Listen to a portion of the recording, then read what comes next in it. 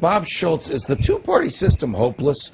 I mean, is there a chance for somebody like John Dennis to influence, and Nick Gillespie and Ron Paul, to influence the Republican Party, or is it just big government Republicans when they're in and big government Democrats when they're in, and the Mises, Hayek, Jefferson, Goldwater theories of shrink the federal government are gone forever? Well, God bless these folks like John who run for office. We obviously need a government. We ought to elect our officials. We all have a duty to do due diligence and elect those people who are going to defend the Constitution. But our rights do not depend upon the will of any majority, whether it's a majority of the people voting in our polling places or a majority of the people voting in the halls of Congress or a majority of the people sitting on the bench at the Supreme Court. Our rights are guaranteed by the Constitution, period. And unfortunately, not enough of us understand that and understand that there is an accountability clause. It's in the First Amendment. It's the right to petition government for redress of grievances. If we have some evidence that the government has stepped outside the boundaries of any one of these provisions, we can call them on it. They're obligated to respond. And if they don't, we have certain rights of enforcement.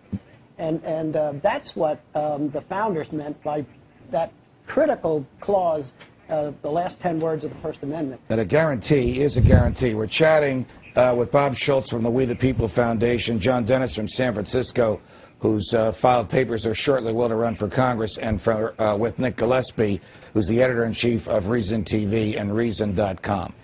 What is your idea, Bob Schulz, about a constitutional convention, either one called because two-thirds of the states have asked for it, or because the Congress has asked for it, or not? Very much opposed to a constitutional convention. However, we have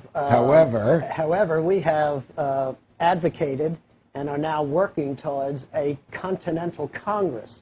There will be a Continental Congress this year, just west of Chicago.